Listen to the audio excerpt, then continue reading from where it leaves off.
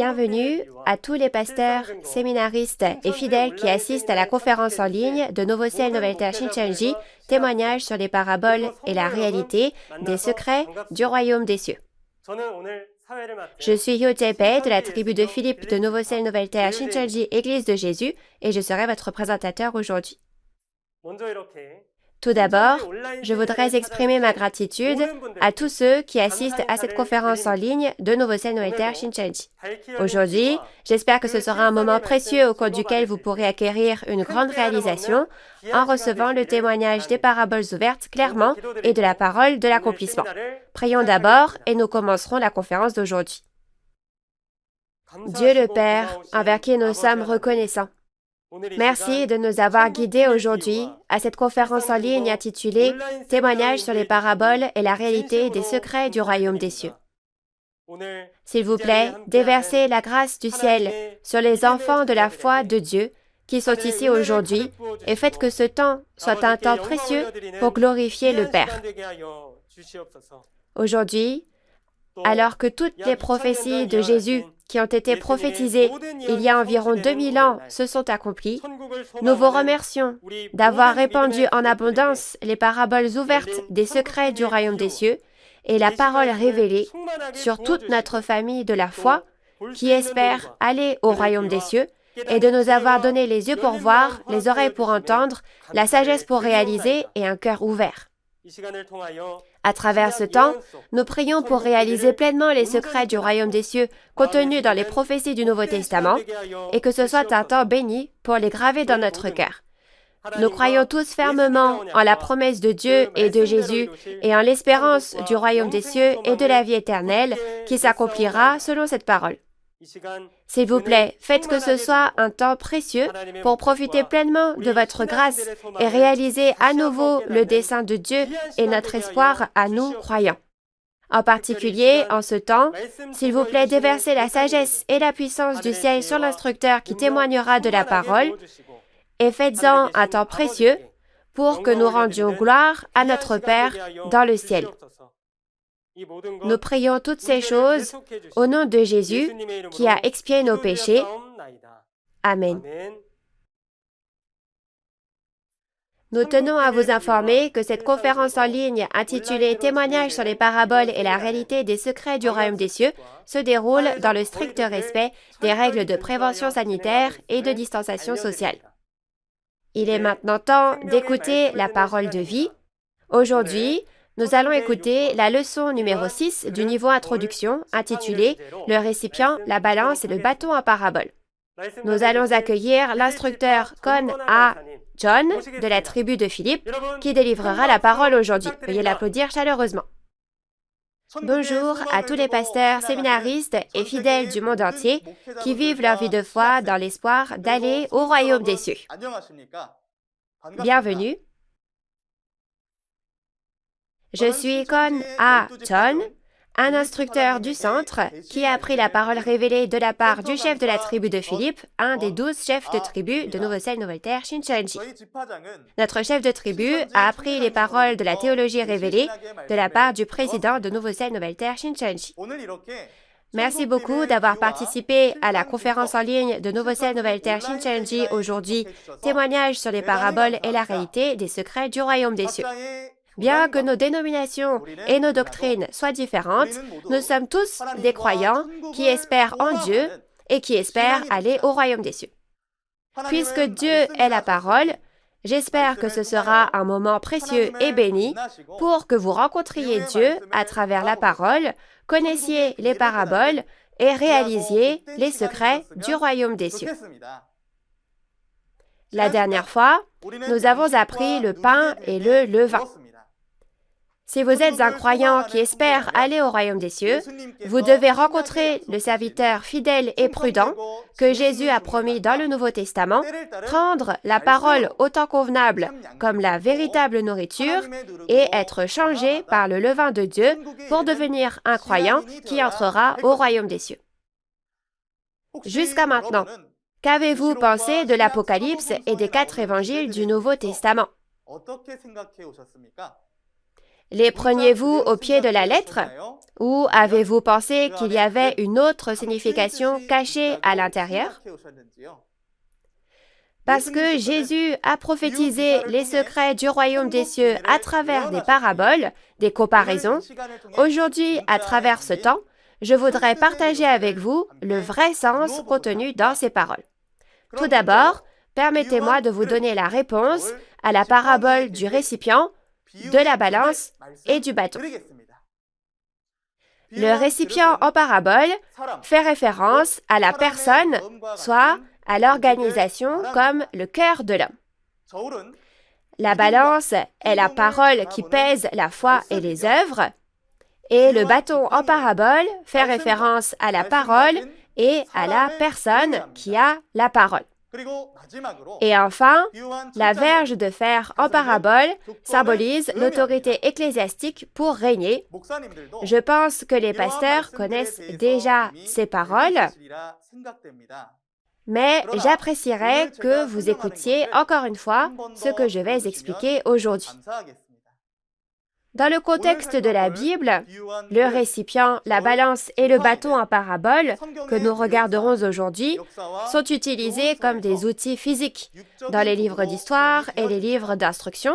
Cependant, dans les livres prophétiques, ils ont une signification spirituelle exprimée en parabole en utilisant leurs caractéristiques physiques.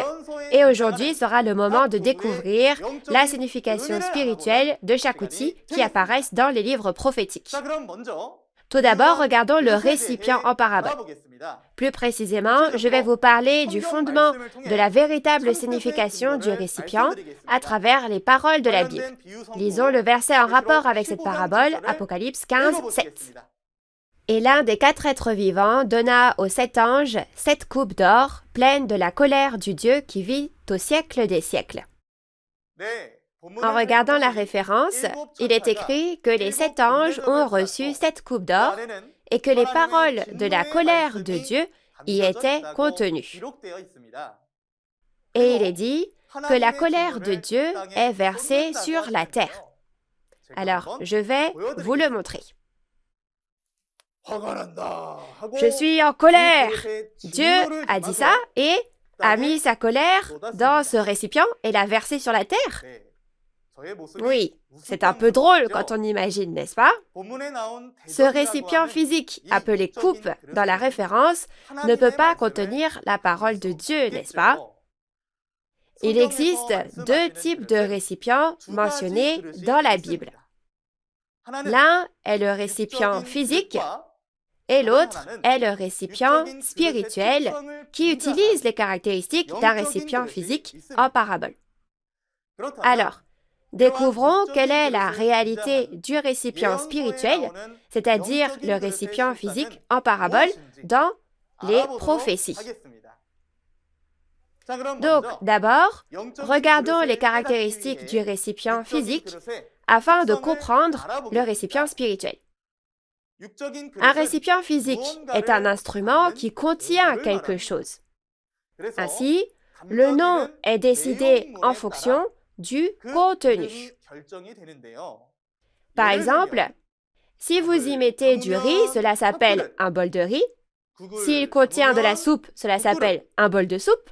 Et s'il contient de l'eau, cela s'appelle un gobelet à eau, n'est-ce pas? Ces divers récipients sont parfois exprimés dans la Bible comme des mesures, des vases, des outres, des coupes, etc. Et le récipient a la particularité qu'il doit être fabriqué par quelqu'un. Si vous regardez Ésaïe 64, versets 7 ou 8 en fonction des versions, le potier qui fabrique le récipient verse de l'eau dans l'argile, le façonne et le fait cuire au feu pour fabriquer un récipient. Ici, Dieu est comparé au potier et l'homme à l'argile. Maintenant, lisons ensemble Romains 9, versets 21 à 24 pour découvrir quel genre de récipient est fait à partir de cet homme semblable à de l'argile. Le potier n'est-il pas maître de l'argile pour faire avec la même masse un vase d'honneur et un vase d'un usage vil? Et que dire si Dieu, voulant montrer sa colère et faire connaître sa puissance, a supporté avec une grande patience des vases de colère formés pour la perdition, et s'il a voulu faire connaître la richesse de sa gloire envers des vases de miséricorde qu'il a d'avance préparés pour la gloire? Ainsi nous a-t-il appelés, non seulement d'entre les Juifs, mais encore d'entre les païens. Oui, vous avez bien lu. Le vase, c'est nous. Et il est dit qu'il nous a appelés non seulement d'entre les Juifs, mais aussi d'entre les païens.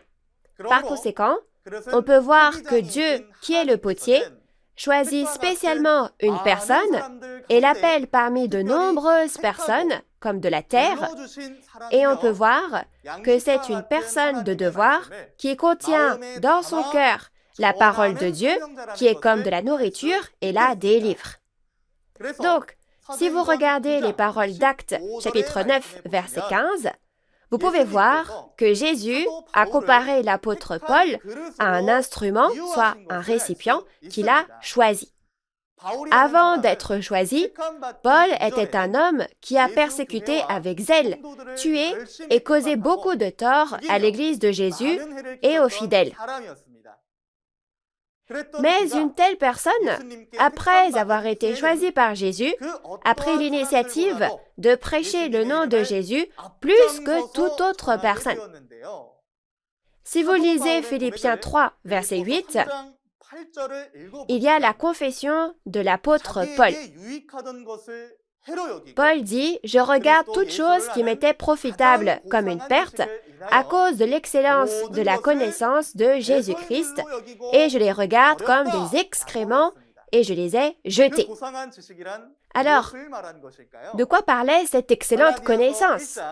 Dans Galates 1, versets 11 à 12, l'apôtre Paul a dit « L'évangile qui a été annoncé par moi n'est pas de l'homme, car je ne l'ai reçu que par une révélation de Jésus-Christ. » Par conséquent, on peut voir qu'après avoir entendu la révélation de Jésus-Christ et jeté tout ce qui était sale en lui, Paul a été changé en une nouvelle personne. Même dans le monde, il y a un dicton qui dit qu'une personne qui est égoïste et qui ne connaît qu'elle-même est comme une coupelle de sauce soja. Et une personne qui est prévenante et a un grand cœur a un grand bol. N'est-ce pas? Donc non seulement ça, mais il y a aussi un proverbe en caractère chinois qui dit « Les grands talents mûrissent sur le tard », signifiant qu'il faut beaucoup de temps pour devenir un grand bol. Le récipient spirituel mentionné dans la Bible est l'homme, et c'est le récipient du cœur qui contient la parole de Dieu. J'espère que nous aussi, comme Paul, nous serons choisis comme vase de Dieu et que nous serons changés en écoutant la parole révélée et en la mettant dans nos cœurs afin que nous puissions être renouvelés. Ensuite, regardons les types de récipients.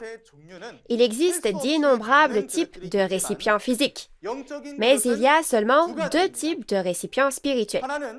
L'un est le récipient de Dieu et l'autre, celui de Satan. Tous les croyants ne veulent-ils pas devenir les récipients de Dieu?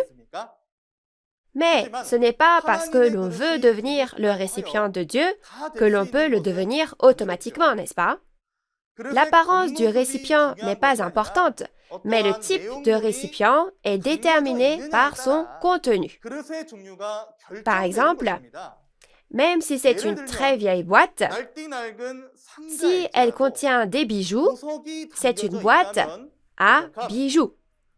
Et même un récipient en or devient une poubelle s'il contient des ordures.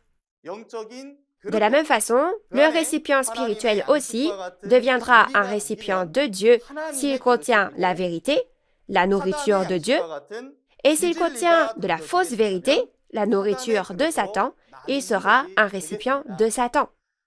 Dans ce cas, en écoutant ces paroles, je devrais, moi aussi, examiner quel genre de nourriture est contenu en moi et réfléchir à quel genre de récipient suis-je, n'est-ce pas?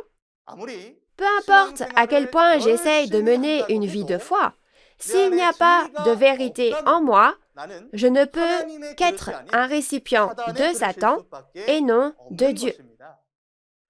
Cependant, si on ne sait pas quel genre de récipient on est et ne se vide pas de sa fausse vérité et reste tel quel, alors quel sera le résultat de ce récipient? Lisons Jérémie 48, versets 11 à 12. Moab était tranquille depuis sa jeunesse. Il reposait sur sa lie. Il n'était pas vidé d'un vase dans un autre, et il n'allait pas en captivité. Aussi, son goût lui est resté, et son odeur ne s'est pas changée. C'est pourquoi, voici, les jours viennent, dit l'Éternel, où je lui enverrai des gens qui le transvaseront. Ils videront ses vases et feront sauter ses outres. Cette parole mentionne un peuple appelé Moab. Il était à l'origine le peuple élu de Dieu, mais ils se sont corrompus et ont servi des dieux païens et sont devenus comme des païens. Il est dit que les cœurs des hommes qui devraient connaître et garder la parole de Dieu sont pleins de leurs propres mauvaises pensées et de choses sales, comme un vase avec de la lie, des résidus à la surface. Alors Dieu a dit qu'il enverrait quelqu'un qui transvasera ces vases pour les vider et fera sauter ses outres.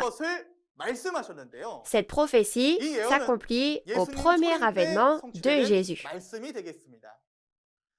Dans Matthieu 23, versets 25 et 26, Jésus dit aux scribes et aux pharisiens que le dehors de la coupe et du plat est propre, mais qu'au-dedans, ils sont pleins de rapines et d'intempérance. C'est-à-dire qu'ils se réfèrent aux hypocrites, qui sont différents à l'intérieur et à l'extérieur, en les comparant à des vases pleins de scories. Vous pouvez voir que Jésus était celui qui a vidé leurs vases, fait sauter leurs outres et les a jugés. En regardant cela, si vous mettez la parole de vérité dans votre cœur et devenez le vase de Dieu, vous serez bénis, mais le vase de Satan, rempli de fausses vérités et de ses propres pensées, sera jugé et maudit. Par conséquent, nous n'allons pas au royaume des cieux simplement parce que nous vivons une foi formelle, c'est-à-dire que nous allons seulement à l'église. Mais seuls ceux qui remplissent leur cœur de la parole de Dieu seront reconnus comme les précieux récipients de Dieu et pourront aller au royaume des cieux. Dans ce cas, nous devons d'abord nous vider des choses de Satan dont nous sommes remplis et nous laver afin d'être propres, n'est-ce pas? On ne peut pas accueillir des invités avec des plats qui ne sont pas lavés correctement, mais quand on a des invités spéciaux, ne prépare-t-on pas de beaux plats à part? Dieu non plus ne considère pas que tous les récipients sont identiques, mais il a mis de côté des récipients à usage précieux. Habituellement, les récipients de bonne qualité ou luxueux et chers sont appréciés, mais Dieu dit que ce sont les vases propres qui sont d'usage précieux. Si vous lisez 2 Timothée 2, verset 21, il est dit que si quelqu'un se purifie, il devient un vase sanctifié et un vase précieux, utile à son maître. Alors, comment faire pour purifier son cœur? La Bible dit qu'il existe une eau pour laver son cœur. Tout d'abord, si on regarde dans Jean 15, verset 3, Jésus dit à ses disciples, « Déjà, vous êtes purs à cause de la parole que je vous ai annoncée. » Et si vous lisez 1 Pierre, chapitre 1, verset 22, il a dit, « Ayant purifié vos âmes en obéissant à la vérité. » Tout comme nous lavons les choses sales avec de l'eau physique, C'est la parole de Dieu qui va nettoyer l'esprit qui a été sali. Même maintenant, ce que nous entendons est la parole révélée, les paraboles clairement ouvertes. Au fur et à mesure que vous recevez ce témoignage, une parole à la fois, j'espère que votre cœur, votre récipient, sera purifié par ces paroles.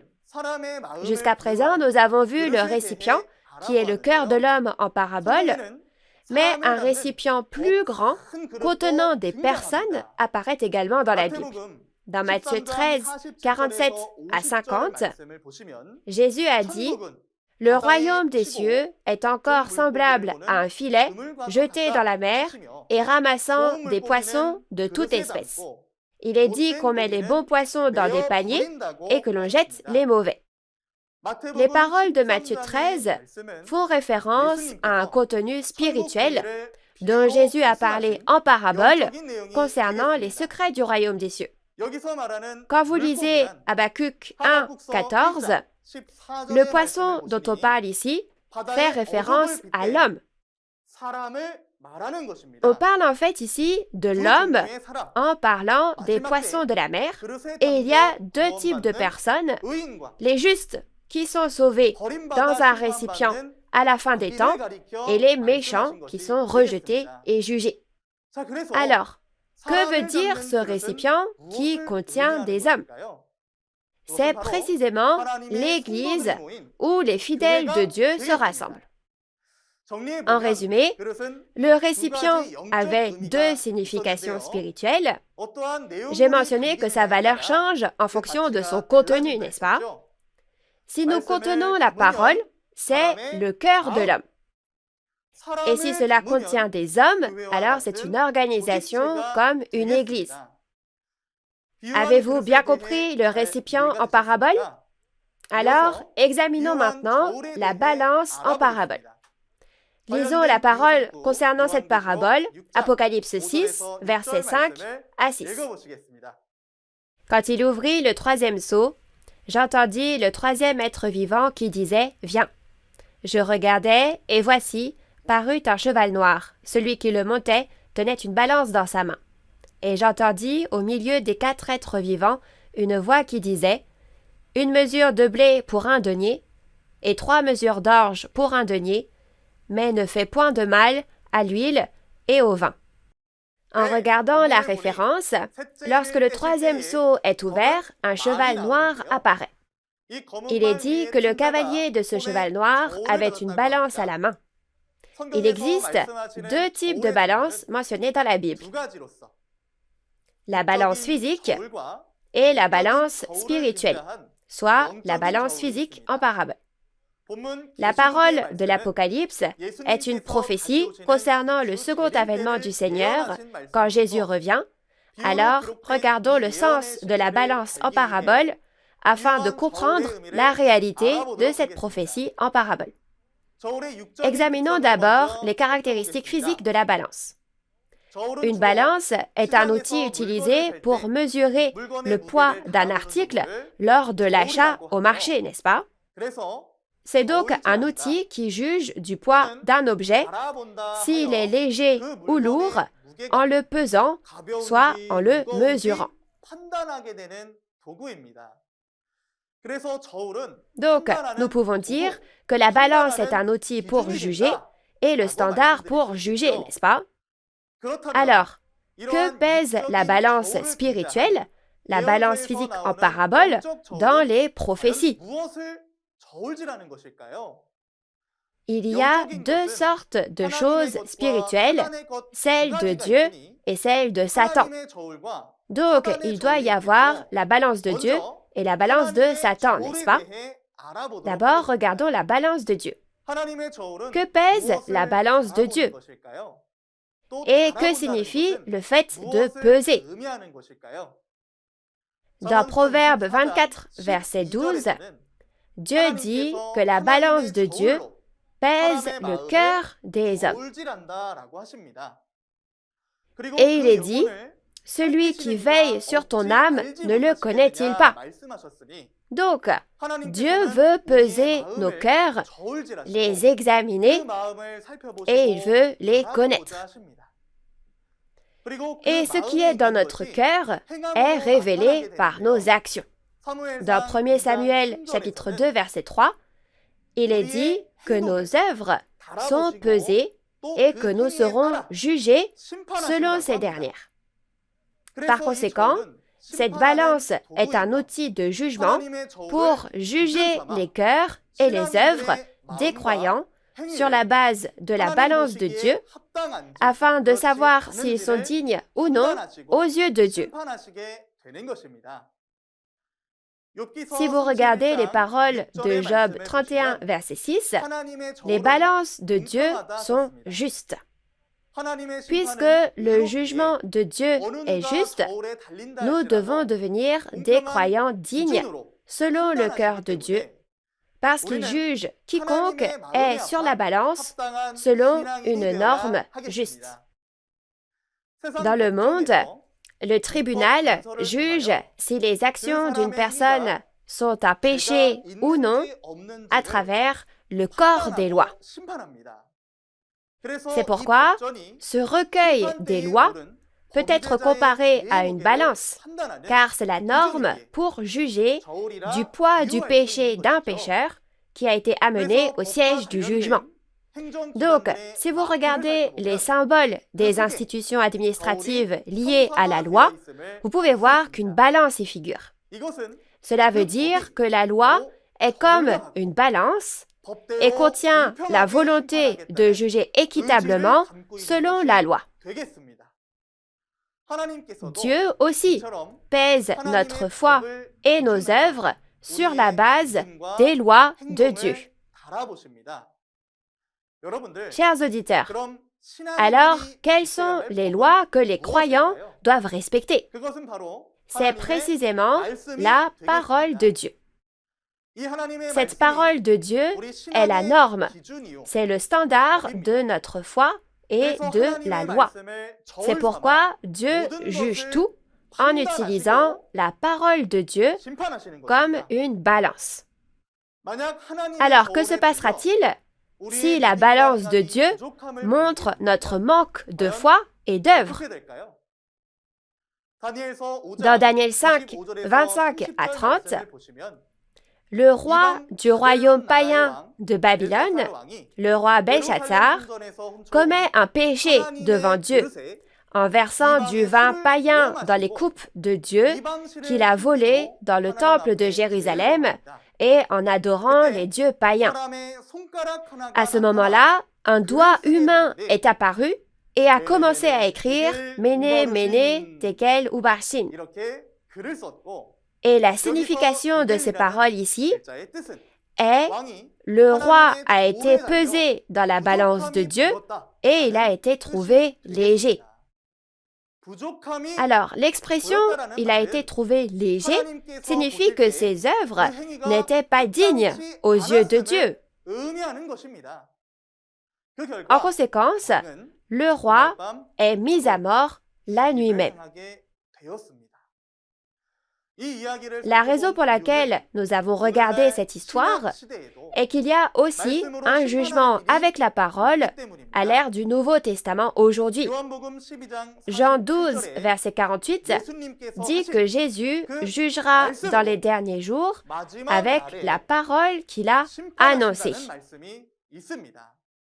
Et dans Apocalypse 20, verset 12, les livres sont ouverts et chaque personne est jugée selon ses œuvres en fonction des paroles qui y sont écrites. Donc, les livres qui ont été ouverts, c'est la parole de Dieu dans les 66 livres de la Bible. Par conséquent, j'espère que tous vous irez absolument au royaume des cieux par la foi et par des œuvres qui sont dignes du cœur de Dieu en réalisant la parole de Dieu avec la parole clairement ouverte. Il n'y a pas seulement la balance de Dieu, mais aussi la balance fausse, c'est-à-dire la balance de Satan. Lisons Proverbes chapitre 11, verset 1. La balance fausse est en horreur à l'Éternel, mais le poids juste lui est agréable. Quand on regarde la parole, on voit que Dieu a en horreur la balance fausse, mais le poids juste lui est agréable, c'est-à-dire la balance juste. Ici, la balance juste est la balance de Dieu et la balance fausse est la balance de Satan. La norme sur la balance est le poids. La balance de Dieu sera un poids juste, c'est-à-dire la vérité, et la balance fausse de Satan sera un poids trompeur, c'est-à-dire la fausse vérité. Comme dans Apocalypse 22, versets 18 à 19, lorsque l'on ajoute ou retranche aux paroles de la Bible et que l'on interprète arbitrairement, ce sont des commentaires, soit les enseignements des commandements des hommes. Par conséquent, il est très important pour nous, croyants, de faire la distinction entre la véritable vérité et la fausse vérité mensongère. Dans Osée 12, versets 7 ou 8 en fonction des versions, il est écrit que le marchand aime à tromper avec de fausses balances à la main. L'Église est comparée ici à un marché et le marchand avec de fausses balances, le marchand étant un faux pasteur, fait référence au faux pasteur trompant les fidèles avec la fausse vérité, c'est-à-dire avec de fausses balances.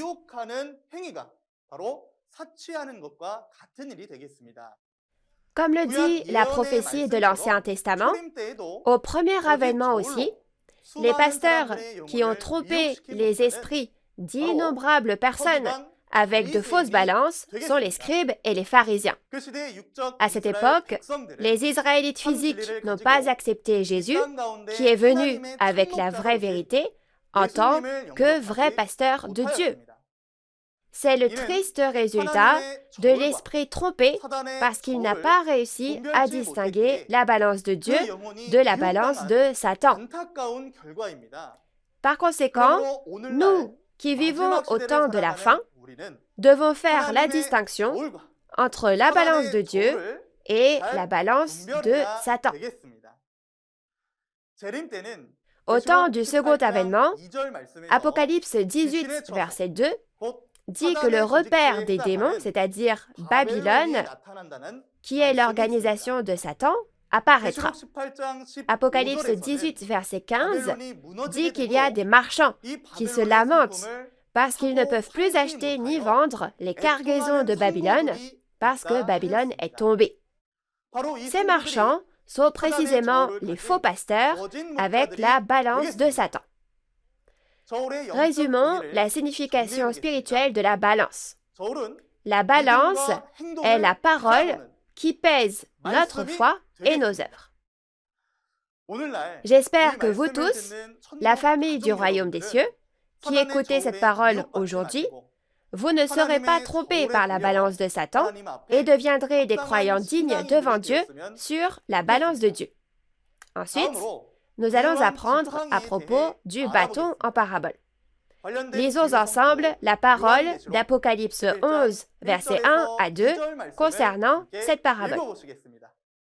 On me donna un roseau semblable à une verge, en disant, « Lève-toi et mesure le temple de Dieu, l'autel et ceux qui y adorent.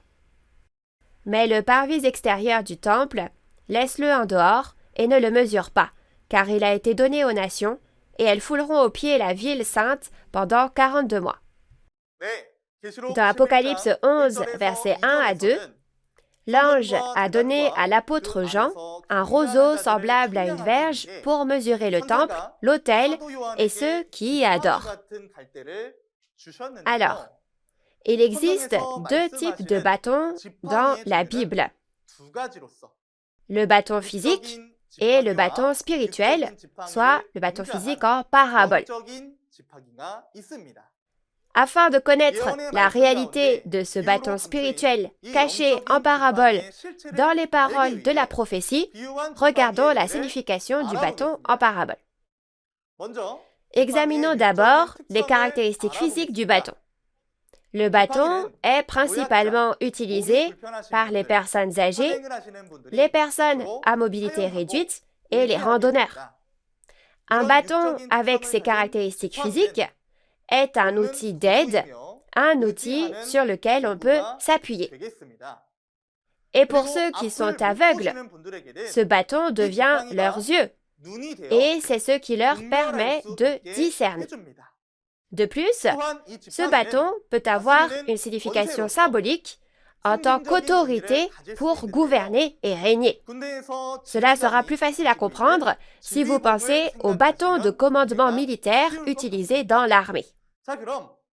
Alors, quelle est la véritable signification du bâton en parabole dans les prophéties où les caractéristiques d'un bâton physique sont utilisées?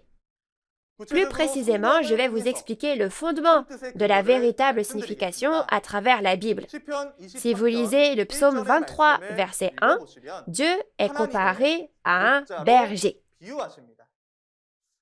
Et tout comme un berger paie ses brebis avec son bâton et sa houlette, il est dit qu'il consolera le peuple de Dieu comme des brebis avec son bâton et sa houlette.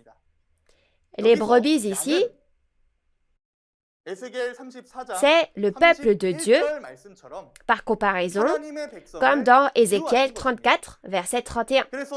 Ainsi, tout comme un berger protège et guide ses brebis avec son bâton, Dieu protégera et guidera le peuple de Dieu avec le bâton de Dieu.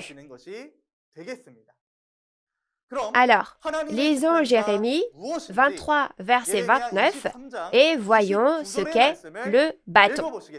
« Ma parole n'est-elle pas comme un feu, dit l'Éternel, et comme un marteau qui brise le roc ?» Si vous regardez le contenu, il est dit que la parole de Dieu est comme un marteau qui frappe le roc et le brise. Ce marteau devient donc la parole de Dieu. Ainsi, tout comme un berger réconforte, protège et guide son troupeau de brebis avec son bâton, Dieu aussi utilise le bâton de la parole pour protéger et guider son peuple. Donc, si l'on dit être un pasteur, on devrait coûte que coûte guider correctement le peuple de Dieu au royaume des cieux avec le bâton de la parole, n'est-ce pas? Et les fidèles, qui sont les brebis du troupeau, doivent aussi être guidés au royaume des cieux en s'appuyant uniquement sur la parole de Dieu. Il est également dit dans Ésaïe 11, verset 4, qu'il frappera la terre avec la verge qui sort de sa bouche. Mais une verge ne peut pas véritablement sortir de la bouche d'un homme, n'est-ce pas? Tout comme la parole sort de la bouche, cela signifie qu'il jugera le monde avec les paroles qui sortent de sa bouche. Tout comme dans le passé, les parents donnaient le fouet à leurs enfants bien-aimés pour les empêcher de s'égarer, Dieu va aussi juger avec le bâton de la parole afin de guider son peuple sur le droit chemin et aussi afin de redresser ce monde. Cela signifie qu'il juge avec le bâton de la parole. Ensuite, quiconque a la parole peut devenir un bâton. C'est la seconde signification du bâton en parabole. Dans Ésaïe 36, 6, il est dit que le roi d'Égypte est une verge comme un roseau cassé pour ceux qui le prennent comme soutien, c'est-à-dire pour ceux qui en dépendent. Il est dit que si on s'appuie dessus, cela pénètre et perce la main. C'est-à-dire que je subirai des dommages. Si l'on regarde l'histoire, les Israélites qui étaient captifs en Égypte ont été réduits en esclavage pendant 400 ans et dépendaient de Pharaon, se reposaient sur lui. Mais Dieu a comparé le roi Pharaon à un bâton comme un roseau cassé, comme une personne dont on ne devrait pas dépendre. Alors, sur qui les Israélites devaient-ils s'appuyer? Sur Moïse, le pasteur de Dieu, qui a conduit les Israélites en terre de Canaan. C'est aussi le cas au premier avènement. Tout comme le roi d'Égypte gouvernait le peuple d'Israël au temps de Moïse, les pharisiens et les scribes gouvernaient le peuple de Dieu au premier avènement. À cette époque, tout le peuple de Dieu menait sa vie de foi en s'appuyant sur les scribes et les pharisiens. Cependant, Jésus a dit qu'ils étaient des serpents, des races de vipères, révélant ainsi qu'ils étaient de faux pasteurs appartenant à Satan et témoignant que si on s'appuie sur eux comme sur un bâton, on ne sera pas guidé par eux au royaume des cieux. Si tel est le cas, alors qui est le bâton de Dieu sur lequel le peuple de Dieu devait s'appuyer au premier avènement? C'était Jésus, le vrai pasteur avec qui Dieu était, tout comme l'était Moïse. Aujourd'hui, nous devons également réfléchir au type de bâton sur lequel on s'est appuyé et sur lequel nous avons compté jusqu'à présent, et nous devons trouver le bâton de Dieu. Nous devons discerner si le pasteur qui est avec moi est le bâton de Dieu qui mène au royaume des cieux, ou le bâton de Satan qui prêche la fausse vérité, et nous ne devons donc plus nous appuyer sur le bâton comme un roseau cassé. Il faut aller vers le vrai pasteur qui est comme le bâton de Dieu, qui a la parole de vérité. Si nous résumons la signification du bâton en parabole, cela signifie la parole et la personne qui a la parole. Maintenant, pour finir, regardons la signification de la verge de fer. Lisons le verset lié à cette parabole, Apocalypse 2, 26 à 27.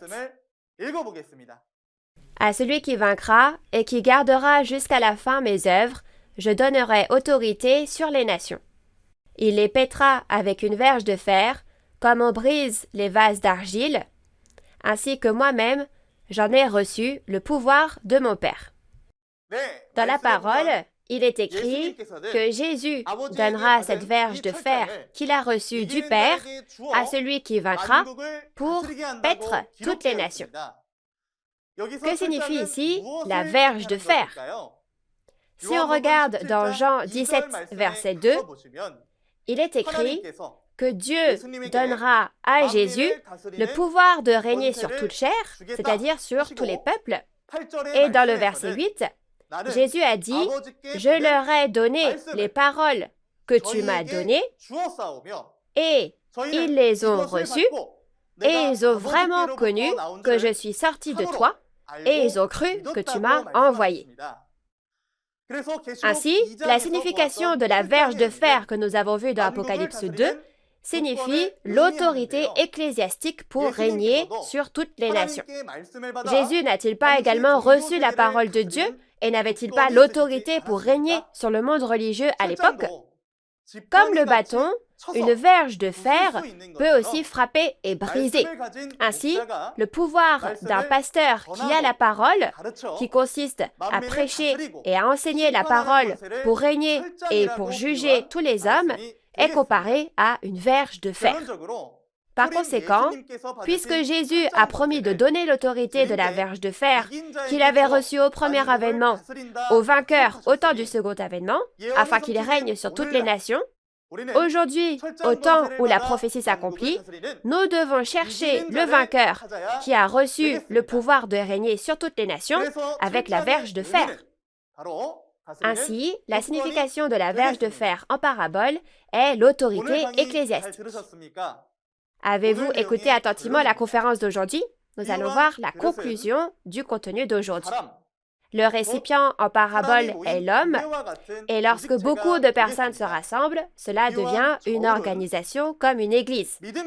La balance en parabole est la parole de Dieu qui pèse la foi et les œuvres, et le bâton en parabole signifie la parole et la personne qui a la parole. Et enfin, la verge de fer en parabole sera l'autorité ecclésiastique. Tout comme le nom d'un récipient est déterminé par son contenu, nous devons mettre la parole parfaite de Dieu dans nos cœurs pour devenir un récipient de Dieu, c'est-à-dire une personne de Dieu qui peut être utilisée dignement. Et nous devons naître de nouveau en tant que croyants parfaits, sans tache ni défaut, lorsque Dieu, qui sonde jusqu'au fond du cœur, nous pèse avec la balance de Dieu, en lavant le récipient de notre cœur avec la parole révélée qui est aujourd'hui clairement ouverte. Les secrets du royaume des cieux cachés en parabole jusqu'à ce jour, c'est seulement en réalisant ces secrets que nous pourrons aller au royaume des cieux. La raison pour laquelle Shincheonji peut clairement témoigner de cette parole, comme Jésus l'a promis, est que la réalité des secrets du royaume des cieux, écrits en parabole, est apparue. La prochaine conférence portera sur le feu, l'encensoir et la marmite en parabole. J'espère que vous écouterez également attentivement la prochaine conférence, réaliserez les secrets du royaume des cieux et deviendrez le peuple du royaume des cieux reconnu par Dieu.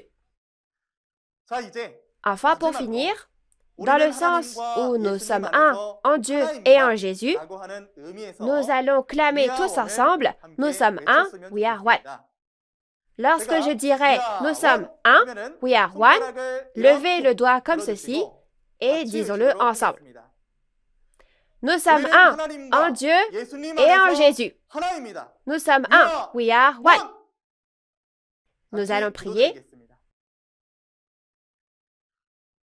Dieu notre Père, le Créateur, envers qui nous sommes reconnaissants. Merci d'avoir guidé le bien-aimé peuple du royaume des cieux et les pasteurs à cette conférence en ligne afin que nous puissions partager la parole de Dieu avec vous en ce temps, aujourd'hui. Dieu notre Père, aujourd'hui, nous avons médité ensemble sur le récipient, la balance et le bâton en parabole.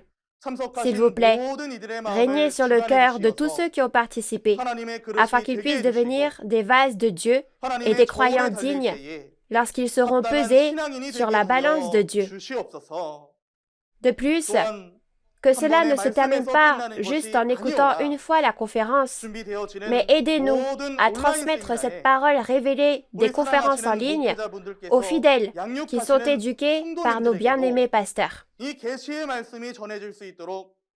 Aidez nos chers pasteurs à devenir le peuple du royaume des cieux, qui a de plus en plus faim et soif de justice au fur et à mesure que l'on avance dans les conférences.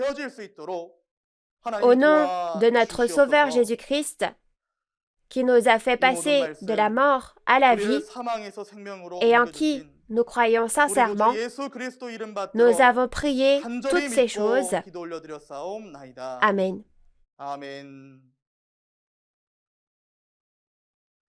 Merci beaucoup d'avoir écouté jusqu'à la fin. Si aujourd'hui vous réalisez le sens du feu en parabole, vous pourrez comprendre le sens des paraboles disant que Jésus est venu jeter un feu sur la terre.